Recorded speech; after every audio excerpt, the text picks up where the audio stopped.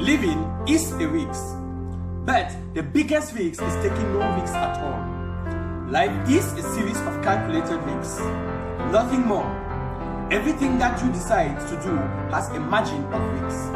No outcome is ever 100% certain, and therefore any attempt at anything has a chance of complete failure. We risk everything every day of our lives without knowing it. There is always a chance that walking outside will kill us. One of the best risks in life is to risk failing. Failing is both the worst and best thing that can happen to you. When you don't fail, you succeed.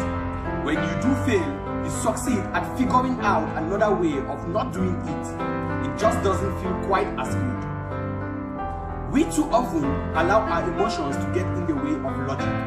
If you don't risk failing, then you can't succeed. Success requires risking failure. That is true 100% of the time. And of course, we should at all times be willing to risk making mistakes. Mistakes need to be made if you want to succeed in life. It's how we learn.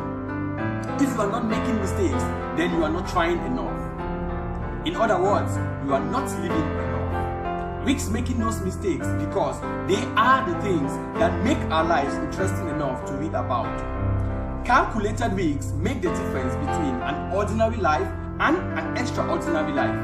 When it comes to taking risks, there is something to be said for trusting your God. But too many people confuse a God instinct with fear. They assume that their discomfort means their God is telling them not to proceed. So rather than step outside their comfort zone, they avoid the risks that will propel them forward. Whether they stay stuck in a job they don't like or pass up a new business opportunity, many people struggle to calculate risks. They assume if something feels scary, it must be really risky. But that's not an accurate way to measure risks. Fear causes you to overestimate risks. Your level of fear usually has nothing to do with the actual level of risks you face. Take for example, public speaking. It's often cited as the #1 fear of most people. Public speaking isn't actually risky. Sure, there is some social risks involved. People may judge your speaking ability or find your message boring, but their judgment won't kill you. Still, because public speaking feels risky, many people won't do it. On the other hand, most people don't think twice about jumping into a car and going for a drive. For the average person, that doesn't feel risky. Yet, car crashes kill people every day. In fact, statistics show the odds of dying in a car accident over the course of your lifetime are 1 in every 606. There is zero chance you will die of stage fright. The absence of fear causes you to underestimate risks. When you have no fear at all, like when you are really excited about a new opportunity, there is a good chance you'll underestimate risks. Additionally, you overestimate your abilities and your chances of success. That's why some people fall for the get rich quick scheme.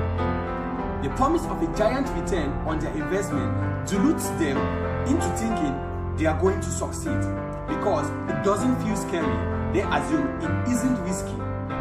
Always balance your emotions with logic. Mentally strong people don't fear taking calculated risks.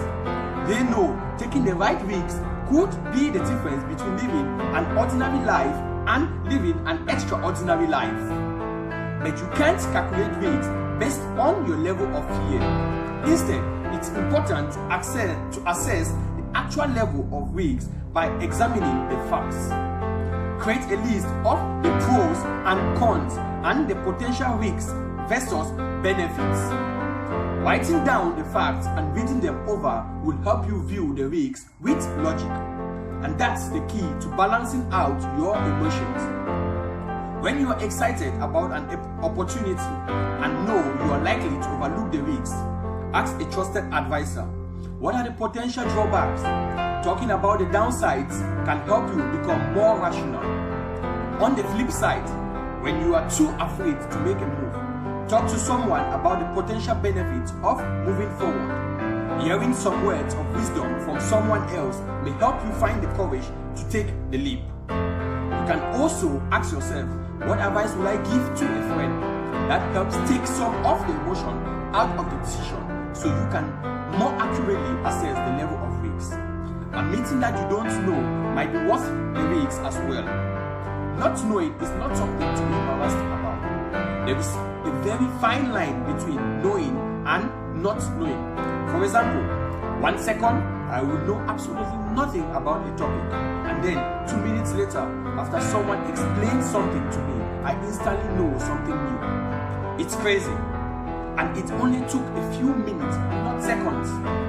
Knowledge is the easiest thing to accumulate, but only if you ask questions and risks admitting your lack of knowledge.